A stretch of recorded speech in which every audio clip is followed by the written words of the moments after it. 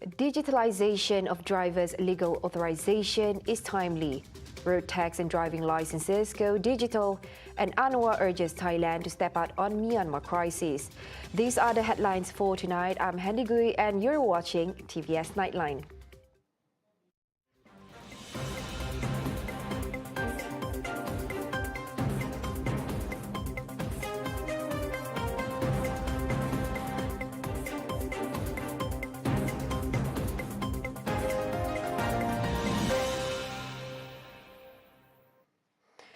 ASEAN should take coherent and concerted efforts as a regional body in solving the Rohingya crisis in Myanmar.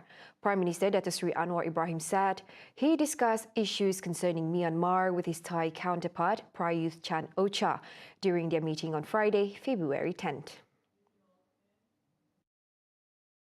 And I frankly appeal to the Prime Minister, although Thailand has its own peculiar problems in dealing with the borders, which is not the same problem that we face. But in Malaysia, we face is close to 200,000 refugees.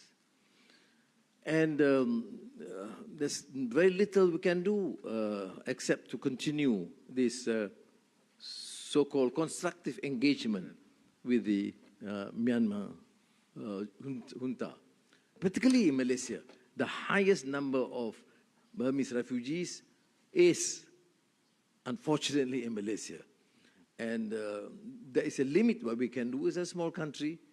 On humanitarian concerns, we do address them, but we will, of course, suggest that ASEAN takes a coherent, concerted action together as a region, as a regional body.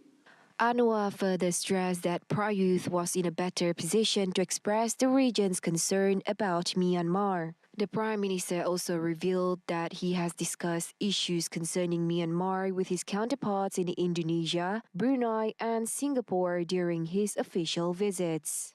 But I realize I'm a junior player in this game and you are more senior, so I suggest that we do more effectively to try and at least reduce if we are not able to resolve. Because if we do not reduce, then we will have to share or shoulder the burden. He told this to reporters during a press conference held on Friday, February 10th.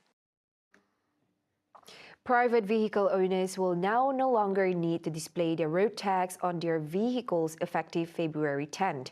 On the other hand, drivers can use the eLKM Digital and LMM Digital display mode that can be downloaded through Road Transport Department's public portal or MyJPJ mobile app. Transport Minister Anthony Lok Siu Phuc said the initiative will be implemented in phases, with phase 1 involving private vehicles including motorcycles. Kita mendapat sokongan penuh daripada Kementerian Kewangan sebab kita tak memerlukan peruntukan tambahan daripada Kementerian Kewangan. We can do our digitalization based on the savings from this license and road tax stickers. Itu penjimatan untuk kerajaan. Dan untuk rakyat, sudah tentu dia banyak jimat. Jimat dari segi masa. Jimat dari segi tak perlu lagi pergi beratur. Jimat dari segi tak perlu bayar lagi mana-mana third parties ataupun payment gateways untuk hantar stiker itu secara fizikal. Itu penjimatan kepada rakyat. Lok added that the move to digitalize road tax could ease up congestion at JPJ counters and offices by 80%, which on average about 1.5 million vehicles would need to renew their road tax. The first phase of the JPJ digitalization will also save up to 96 million ringgit annually in card and sticker cost. Now, digitalization is evident in enhancing the government's service delivery to the public. Sarawak Transport Minister Datuk Sri Lee Kim Shin welcomes the latest announcement that drivers' official documents, both road tax and driving licenses, shall go digital. He expressed hopes that the move will be able to solve the congestion at Road Transport Department JPJ counters. He noted that such undertaking was timely, as Malaysians have adopted a way of life based on digital technologies, mobile applications and online platform services. Meanwhile, the Transport Minister expressed hope that the people would continue to adhere to the laws and regulations related to the display of road tax and driving license. Earlier, Transport Minister Anthony Loke Siu Fook said that starting today, private vehicle owners are no longer required to display road tax stickers on their vehicles, but instead can use the Digital Motor Vehicle License (ELKM) and Digital Malaysian Driving License (LMM). He said the move was part of the efforts to digitize services offered by RTD. The digital version of the road tax and driving license can be downloaded through the RTD public portal or MyJPJ mobile application under an in-house pilot project.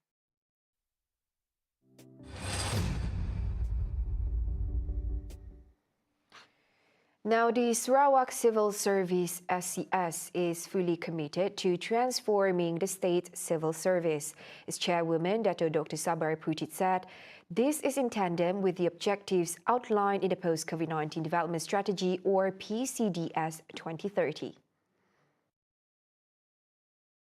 Moreover, she further stressed that its agency wants to ensure that the state's public service can be delivered efficiently in line with the vision and mission of the Sarawak administration. We are in alignment with his thoughts and how he's moving the Sarawak public service in particular into a new era of transformation, into an advanced economy.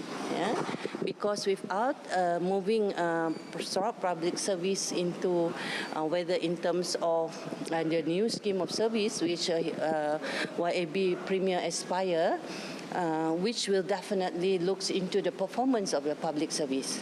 You have to have the right skills, the right knowledge, the ability to deliver.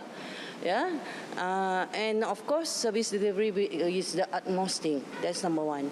Number two, public service Sarawak in YAB Premier's heart is going to transform into advanced public service. At the same time, Sabaria, who is also the Deputy State Secretary for Performance and Service Delivery Transformation, stressed that various criteria and timeframes to form the technology development initiatives in assuring a dynamic administration. Looking at our processes, looking at our bureaucracies, looking at the new way of addressing the same solution, which may have been there for a long time, but now it has to be addressed in a more, more proactive manner, more innovative manner, because we are now talking about dynamic governance, where Premier himself has spearhead each and every segment of the machinery as well. She told this to reporters after conducting a courtesy call on the Premier of Sarawak, Dato' Patinggi Tan Sri Abang Johari Tun Openg, at Wisma Bapa Malaysia on Friday, February 10th. The Sarawak's Ministry of Transport, MOT, welcomes any airline companies to take up the Kuching-Penang direct flight. And according to the Deputy Minister of Transport, Dr. Jarib Susil, currently the only flight company that offers the route were the Firefly Sdn Bhd, with 2 flights frequencies per day. Meanwhile, he said that the suspended direct flights between Penang and Kuching will affect tourists entering Sarawak. Kerana banyak pelancong daripada Kuching ke Penang dan Penang ke Kuching, dan adanya penambatan penerbangan itu ianya akan memberi impak kepada bilangan pelancongan yang akan datang. Dan dengan itu saya rasa kita harap bahawa penerbangan dapat disambungkan. Previously, AirAsia announced its suspension of direct flights between Penang and Kuching from March 1st, 2023. Now, the Premier of Sarawak, Dato' Patinggi Tan Sri Abang Johari Tun Openg, has been highly praised for his capability to increase Sarawak's revenue to a record high of 11.9 billion ringgit as of 2022. He was praised by the Associated Chinese Chambers of Commerce and Industry of Sarawak, or ACCCIS, President Dato' Tan Ji Ki, during a dinner held earlier tonight in Kuching. For more updates, we have our reporter on the ground, Connie Grace, for the report. Yeah, thank you, Hendy Gui. Currently, I'm at Imperial Hotel Kuching at the SCCIS Chinese New Year Grand Dinner. Firstly, Premier of Sarawak, Datuk Patinggi Tan Sri Abang Johari Tun Openg, has been highly praised for his capability to increase Sarawak revenue to a record high of 11.9 billion ringgit as of 2022. The Associated Chinese Chamber of Commerce and Industry of Sarawak, President Dato Tan Chit Ki, has described Abang Johari as someone that is wise when it comes to generating income. He further pointed out that under his leadership since 2011, the state revenue collection has in fact increased more than fivefold. With the strong fiscal position Sarawak is currently in, Tan said the Sarawak government would be able to table sizable budget and implement more projects to leapfrog the region development. At the same time, he expressed gratitude to the state government for their assistance, especially the 9 Sarawak Kusayang Special 8 BKSS package totaling 6.7 billion ringgit during COVID-19 pandemic. He said so far there is no regional government in Malaysia has gone that far to help its people. Only Sarawakian could have such privilege in Sarawak. He also hoped that Premier would announce more assistance after the record high revenue performance. Thank you, Connie Grace, for the updates. Now, coming up right after the break, Malaysia rejects use of violence to resolve problems and hospitals in Gaziantep in overdrive. Right here on TVS Nightline, stay tuned.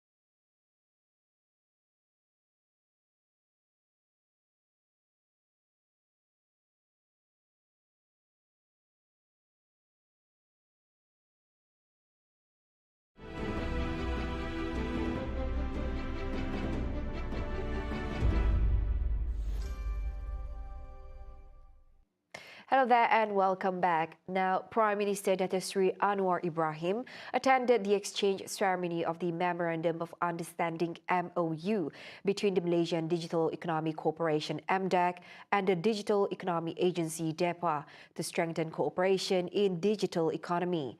The MOU will be the stepping stone for more local companies to penetrate the Thai market with the support and strategies of the Malaysian Foreign Trade Development Corporation, or MYANMAR. Through the MOU, MDAC will establish collaboration to further increase efforts between agencies and local technology companies, together with the Investment Agency of Thailand and DEPA in exploring business collaboration opportunities, generating Finnish ideas, and promoting Malaysian products.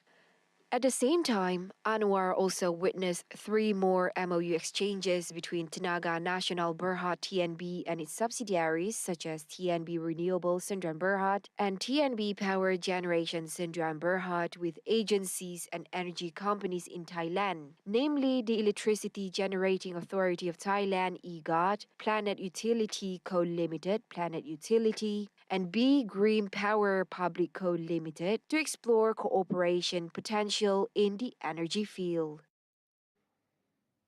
On another development, Anwar said Malaysia rejects the use of violence, even if to gain peace and to solve the conflict in southern Thailand. Anwar, who is well known in the south of the country, promised to do whatever that is necessary to facilitate the peace process. He emphasized that his arrival in Thailand carried a clear message that Malaysia does not allow any kind of violence to resolve conflict. Whilst acknowledging that South Thailand is purely an internal issue within Thailand, but it is our duty as good neighbors and family to do whatever is required and necessary to facilitate the process. He said this at a media conference with his counterpart Prayuth Chan-o-cha after a meeting in Bangkok. Anwar is on a 2-day official visit to Thailand starting today. Malaysia is a facilitator for the peace dialogue process in ending decades of conflict in southern Thailand. Former Army Chief Tan Sri Zulkifli Zainal Abidin was appointed as the new Chief Facilitator of Malaysia starting from January 1, 2023. At the same time, Anwar said conference-building efforts are important in resolving the conflict in southern Thailand. A discussion will be held between Prime Minister Dato Sri Anwar Ibrahim and Parliament representatives through the Parliament season. Minister in Prime Minister's Department for Sabah, Sarawak Affairs and Special Functions, Dato R. Mizan Ali said the discussion will be held every Tuesday for a period of 30 minutes to convey issues pertaining to Sabah. Dan untuk persidangan Parlimen pada kali ini antara pembaharuan yang saya fikir amat baik yang telah diputuskan oleh Yang Amat Berhormat Perdana Menteri sendiri sebagaimana yang terdapat dalam aturan mesyuarat dalam standing orders, namun mungkin belum dilaksanakan dengan meluas sebelum ini, tetapi kali ini Kabinet telah bersetuju supaya Prime Minister Question Time dan juga Minister Question Time akan dilaksanakan, iaitu pada setiap hari Selasa, setiap minggu, pukul 10 pagi hingga 10.30 pagi akan ada sesi Prime Minister Question Time, PMQT, di mana setiap minggu hari Selasa Yang Amat Berhormat Perdana Menteri sendiri dalam tempoh 30 minit menjawab soalan-soalan yang dikemukakan oleh ahli-ahli parlimen. Dan untuk hari Khamis telah ditetapkan pula untuk Minister Question Time daripada pukul 10 hingga pukul 10.30 pagi. Jadi kita melihat dengan penambah baik ini menzahirkan keterbukaan, ketulusan dan juga semangat menjunjung demokrasi itu begitu baik sekali. Dan ini juga melibatkan komitmen Yang Amat Berhormat Perdana Menteri sendiri bahawa beliau telah menyatakan bahawa setiap minggu pada hari Selasa beliau akan hadir untuk Prime Minister Question Time tersebut. The Prime Minister's Question and Answer PMQ session in the Dewan Rakyat in the first meeting of the second session of the 15th Parliament will commence on February 13th. Dewan Rakyat Speaker Dato Johari Abdul said the PMQ session will be carried out as a pilot test every Tuesday. The introduction of the PMQ session will also require amendments to the standing order of the Dewan Rakyat before it can be made a regular session of the Dewan Rakyat.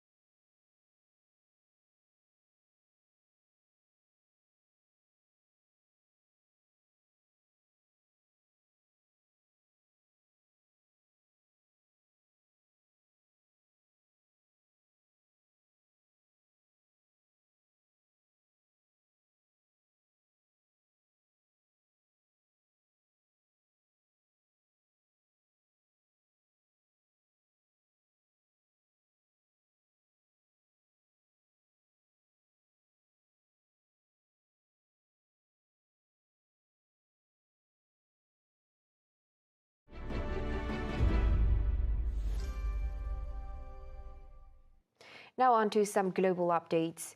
The rescue of several survivors from the rubble of buildings in Turkey lifted the spirits of weary search crews on Friday, 4 days after a major earthquake struck the country and neighboring Syria, killing at least 21,000 people.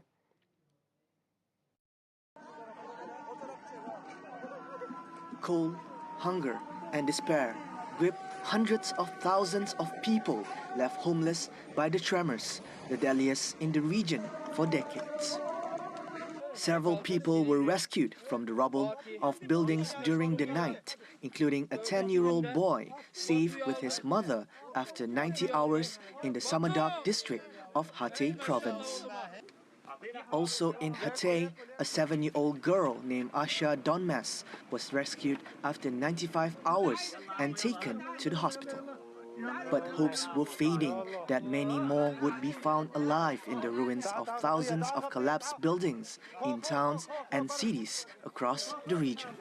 Many in Turkey have complained a lack of equipment, expertise, and support to rescue those trapped, sometimes even as they could hear cries for help. Turkish Vice President Fuat Oktay said the death toll in Turkey rose to 17,674 by Thursday night. In Syria, already devastated by nearly 12 years of civil war, more than 3,300 people have died, according to the government and a rescue service in the rebel-held northwest. The death toll from the 7.8 magnitude earthquake and several powerful aftershocks across both countries has surpassed more than 17,000 killed in 1999 when a similar powerful earthquake hit northwest Turkey. It now ranks as 7th most deadly natural disaster this century, ahead of Japan's 2011 tremor and tsunami, and approaching the 31,000 killed by a quake in neighboring Iran in 2003. The World Bank is providing Turkey with $1.78 billion in relief and recovering financing, $780 million of which will become available immediately. Meanwhile, the U.S. Agency for International Development will provide $85 million in urgent humanitarian assistance to Turkey and Syria. Wrapping up the Nightline, hospitals in Gaziantep, Turkey are in overdrive to treat incoming patients impacted by Monday's massive earthquake that shook the country and Syria. Health workers of the hospitals said during the day of the earthquake, everything was chaotic until a crisis desk was created quickly to handle the traffic. We directed most of our healthcare professionals who came here to the emergency department in an organized manner, evaluated the patients according to their risk groups, and intervened in the emergency department. Officials say over 1,400 survivors have been treated at the hospital. A resilient young girl, separated from her family, came out of surgery to find out that she had lost her leg. When the ambulance came, my leg was hurting so bad. I didn't know they were going to amputate my leg. They never told me. They didn't say we are going to amputate your leg. Now all I want is a beautiful prosthetic leg for my birthday. As such efforts continue to find survivors under the rubble, Turkish officials stress that more medical supplies and field hospitals will be needed. See the world closer with TVS as we bring you the latest news updates both locally and internationally. More headlines anytime at tvstv.my or follow us on our social media platforms. And that's all the time we have for TVS Nightline. I'm Handy Gui. Thank you for watching.